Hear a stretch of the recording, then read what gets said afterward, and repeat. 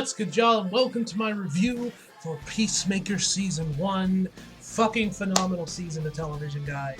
Once again, it is a great day to be James Gunn. Not as great as when the Suicide Squad came out, but still, this show was awesome. He did an amazing job with the show, man. And yeah, so let's just jump right in, man. So the show, of course, stars Freddie Storma, Jennifer Holland, who I actually just found out recently, a little after the first 3 episodes dropped, that Jennifer Holland is actually James Gunn's wife. Which, my God, I mean, damn, bro. Like, I guess when you get to tell the mouse to go fuck himself and he comes crawling back to you, I guess it would make sense your wife would be that fine, man. But shout out to James Gunn, man. Shout out to James Gunn, man. He getting bitches like nobody's business. Alright, Daniela Brooks, Robert Patrick the T-1000 himself, and many more. The plot of Peacemaker. Peacemaker is a man who fights for peace and at any cost, no matter how many people he has to kill to get it. Now, first off, I gotta say the cast is awesome. Obviously, John Cena as Peacemaker is amazing. He's awesome. I loved him in like the first 3 episodes, and he's even funnier in the rest of the episodes. Like when we get more of his when we see a little bit more of his backstory, when he starts having to like rock out and other stuff, and just like other things he has, like having like domes or whatever on his weapons and shit, man. There were so many hilarious scenes with Peacemaker, man. He was probably the highlights. John Cena did such a spectacular job, man. His performance was absolutely amazing. Robert Patrick, the handful of times to see him, he was great as John Cena's father, which I still can't get over the fact that I'm watching a show where John Cena's father is played by the T-1000. Like, he's great. He's basically a Klansman. And we find out later that he was also like a supervillain called the Red Dragon. And then we find out like his goons wear hoods and they're basically like Klans hoods. It's just the funniest shit ever, man. It is literally the funniest shit ever, man, when we see those fucking Klans hoods. Oh my God, I'm like, bruh. It is so fucking hilarious, man.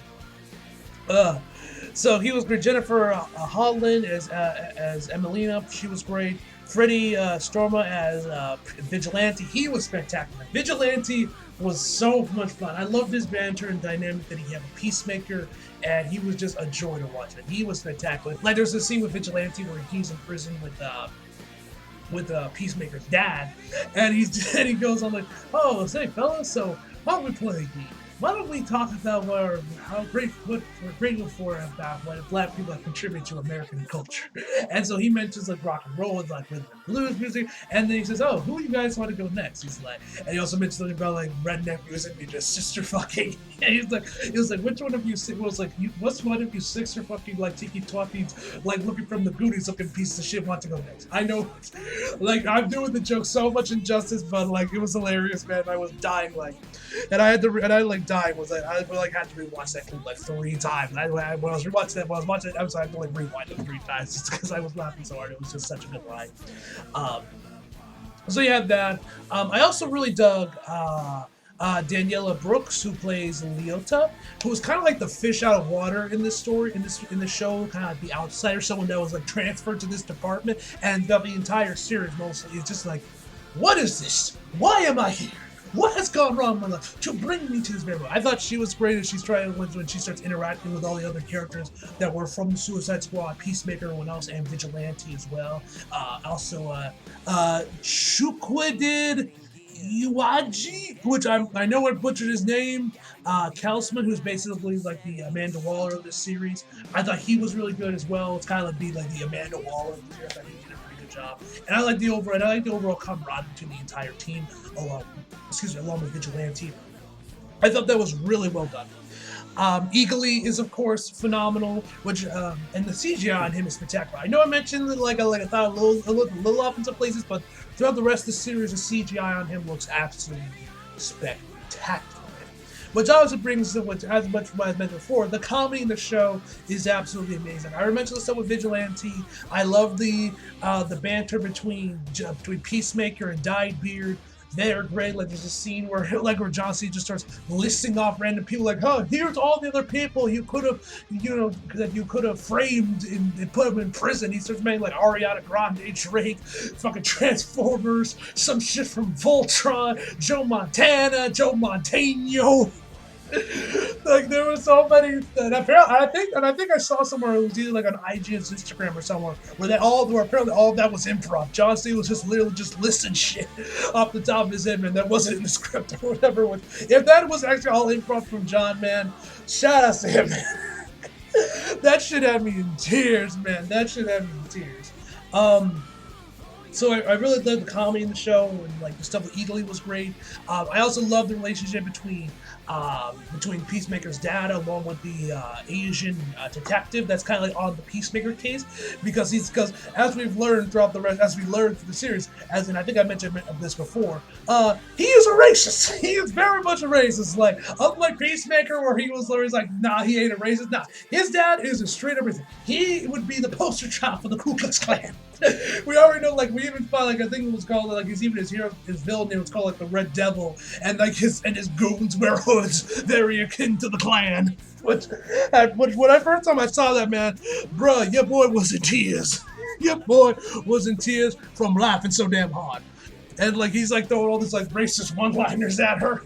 It was the funniest shit ever, man. I loved all his interactions with her, man. Those two were great together, man. So yeah, there's other scenes where the comedy really shines through.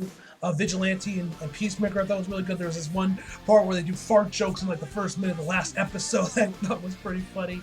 And the comedy just overall was spectacular, man. The music is of course amazing. Like, you guys know how much James Gunn loves his music. This man's like a Rocky, where he knows where all he plays is bangers, and that's the same thing with Peacemaker. Every time, from the intro, which I love, and also the other songs that we see playing throughout the various episodes, I thought were all great songs. Were all great. Especially like this one part in one of the episodes where they're like blasting some like rock music in the van as they're like trying to like go. I think they're going to like the warehouse or whatever to get to going after like the butterflies, and he's just like, there's never a wrong time. There's never a wrong time to rock. That shit. And I already mentioned like stuff with Beard and Peacemaker. That shit was great. And yeah, the comedy was great. The music I thought was overall spectacular. Yeah. So now as far as like flaws I would have, where I would say I had with the series, the only real problem, and it's not really a problem I have with the series itself because I like what they did with it anyway, is just something I kind of wish they kind of did following the Suicide Squad. And I probably just kind of wish they kind of kept Peacemaker the same as he was the Suicide Squad, be like, I will kill women and children to get peace, and like he just gave zero fucks because of how great he was in that movie and just how great he was with Bloodsport and the dynamic he had between John Cena and Idris Elba was so good. A part of me kind of wish they kind of kept that same energy with here. But like I said, I like what they do with Peacemaker, kind of humanizing him a bit. Like it's kind of like something what they did with the Punisher, where they like after season 2 of Daredevil, which I'm so fucking pissed off and sad that the Netflix series are actually leaving Netflix now. Like we got until the end of the month. I'm actually going to be rewatch the first season of Daredevil. At least trying to before it leaves, because I want to relive the Netflix series one last time before it's gone forever and probably gets added to Hulu or some shit, because I doubt it's going to Disney Plus. Imagine the parents that go on Disney Plus being like their kids be like, oh mommy, look, Daredevil's on Disney Plus, because they saw Daredevil in No Way Home, and then they play, they're like, oh my god, and the look of shock on the kids and parents' face, and all the gore and all the blood and all the mature themes in Daredevil, man. That'd be some great reaction. That'd be some great material. That'd be some quality ass entertainment. But we know it's going to Hulu.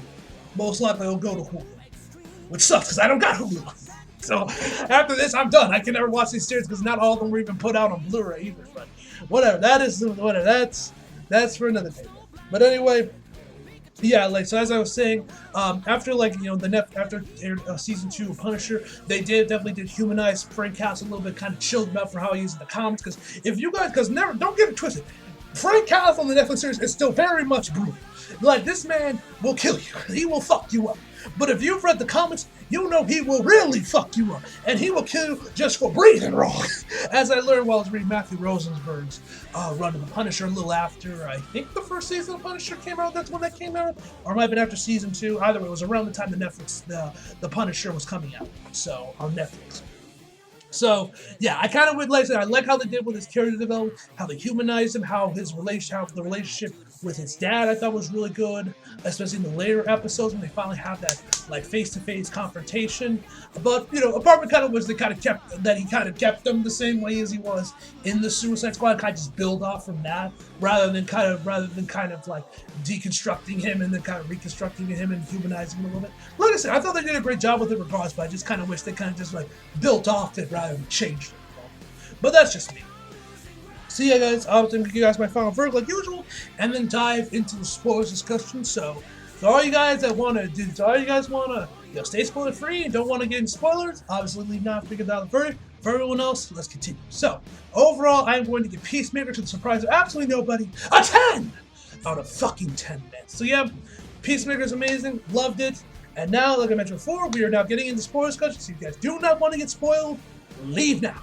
So first thing I want to talk about is that we actually find out that that Leota is actually the daughter of Amanda Waller, and I believe this was like in the first 3 episodes when the show first debuted. I want to say it was the second one, and I thought that was really shocking. It was kind of interesting how the show kind of like did what they did with the expected once everyone else starts to find out that she is Amanda Waller's daughter, because everyone else is kind of like shocked that she is Amanda Waller's daughter, except Silmas, who was, like I said before, played by Iwaji, if I'm butchering his name, but where it's like, yeah, of course I do. You don't think I would have done background checks? And like, it was like Emelina was like the only one that was kind of out of the loop outside like Vigilante and Peacemaker, and then everyone else. And then after she like betrays him with like the journal with the diary, he's like, and like everyone else is like, yo, are you surprised that she's a man walked on? He's like, no.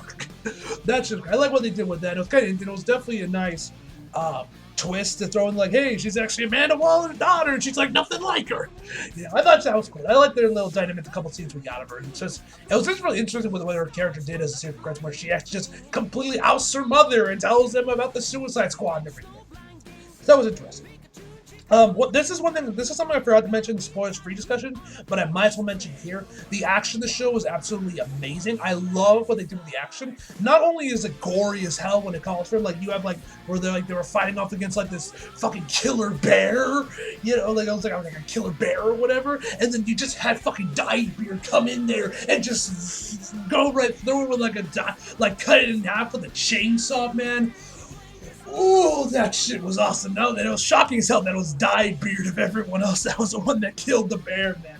That shit, the kills are gory as hell and the action's great, man. But I love how the action is overall filmed. Like the last sequence in particular, I love where you have Peacemaker and everyone else going after the butterflies to take down the cow, which is like a big ass which is like Starfish, where it was like this big ass kaiju thing, which I did find kind of interesting. That both the Suicide Squad and Peacemaker kind of end similarly with like these big ass kaiju fights. Although this wasn't much of a fight, so it was more like a kaiju and then a human torpedo going right through it, I thought I love how that fight I thought was really well done, because they do a lot more longer takes. It's not like edited, and they let the action breathe. Because at first I thought it was going to be a straight up action, like a one take action sequence, like in Daredevil, like the hallway fight in Daredevil, because they were going like 30 seconds or whatever, or like maybe 30 seconds, like a minute, with not a single cut. And I'm like, yo, are we getting one take action scenes? Is James Gunn gonna do it? Is James Gunn gonna go for it? And then like right after I noticed it, then that's when they started to cut. They started throwing some cuts in there, man, which I was like, not a one take action scene, damn. But the fight was awesome. I love them, and I like that they actually did let the action breathe and just let the camera just follow and go without cutting it, without like fucking cutting it to shit, man. Because recently I watched Monster Hunter. Which overall decent movie actually all around, one of their video game movies. But yeah, it's over edited, man. The action scenes in that movie do not need as many cuts as there are in the movie. It's cut. So many cuts in there, man. So I was happy to see James Gunn let the action breathe and just let flow, did longer takes. I would have preferred it if he went all the way and did like a one take action scene, but I'll take what I can get. I'll take what I got. I did appreciate they did go with the more longer takes. So yeah, the gore was great. The action set pieces were great. The music I already mentioned was great. Like I love the music that one like the track played during that one episode where the butterflies really start to like just like raid the police station, just start hijacking everybody in there. Man, I thought that was great. I also did like what they did like over with the characterization. I mentioned Peacemaker. I thought that what they did with him was humanize him. I thought was done really well. But also like what they did with dyed beard, where when we find out why he actually dyes his beard, where he was like he just thought he would be like he thought it would make him more handsome. He went with like the cheapest brand because he's underpaid. And the whole time I'm like, man, come on, James, why you gotta make me feel bad for calling him dyed beard? Come on, man. Why you gotta do me like this, man? I like that nickname. Now you make me feel bad every time I say it. So I thought that, and Steve Ages, Geez, I don't know how you say his last name. His performance in that scene was spectacular, man. I loved his performance there. So yeah, that was great. And like I mentioned before, the scene where the butterflies all hijacked the police station, I thought was really done with the song choice there. The design of the actual cow itself, when we finally see it, I thought was really cool. I like the design of it, creepy, and I like kind of like it was like kind of very like wet and like wet and shit. Man, I thought the design of the cow looked really cool, man. And like I said before, the gore was great. But obviously, the one thing you guys want me to talk about that was in the final episode, and I'm gonna get to it, is obviously the Justice League make a quick cameo, and we actually get cameos from both Ezra Miller and Jason Momoa, which makes me wonder when this was filmed, because both Aquaman, The Lost Kingdom, and The Flash movie are still, I think both of them are still filming at this current moment, or at the very least, The Flash only recently finished filming. I believe Aquaman is still filming, so I'm curious when this was shot. I don't know if these were shot while those movies were filming or a little bit before filming of The Flash and Aquaman Lost Kingdom began, but I thought it was really cool they at least got them. Obviously, we also saw Gal Gadot, not Gal Gadot, we saw Wonder Woman, Superman. Obviously, there was no Henry Cavill. If Henry Cavill was in there, I would have lost my fucking mind if Henry Cavill actually got a cameo in there. I was like, oh, we're safe! We're safe, but no, not him, not even Gal Gadot, which I was also surprised by, because we've already gotten confirmed for Wonder Woman 3 and everything. But I have assumed that was maybe just some scheduling shit. I don't know, maybe she was filming fucking Death from the Nile while they were filming this. I don't fucking know. But yeah, that was interesting. But it makes me wonder because because only Jason Momoa and Ezra Miller were the only ones that were actually there in the costume that we actually saw the cameos. It makes me wonder if Superman and Wonder Woman were just body doubles, or they were just completely CGI and then just covered in shadows. Because they were basically just silhouettes, man. And I did like the little back and forth between Ezra Miller and Jason Momoa. It reminded me a lot of the Snyder Cut when Aquaman looks and pointed at Flash, which makes me wonder if maybe that's like James gonna say like, hey, yes, the Snyder Cut's canon, or maybe like his little like nod to the Snyder Cut. I don't know. Either way, I like that scene, and it was cool to see the Justice League. He's like, "You're late." Peter tells him as he's like carrying Emelina, where he's like, "You're late," and because Leota was calling up her mom, being like, "Hey, can you guys send over the Justice League?" And it was nice that they actually showed up, man. That was pretty cool. I like that scene with the Justice League got their small little cameo, and all like the fucking like ridiculous stories Peacemaker comes up with for all the different DC heroes. Like Green Arrow was also mentioned this episode as well. He got a slight little Easter egg, which obviously confirms that he's obviously in the DCU. But like he said, like Aquaman fucks fish. I think he also had some ridiculous story for like Batman and like Superman as well, man. Those were amazing, man.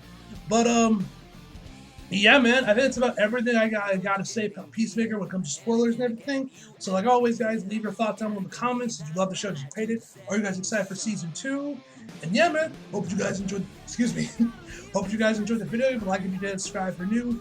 Follow me on Instagram and Twitter if you like. Links description box below. And as always, come back for more. See you guys next time.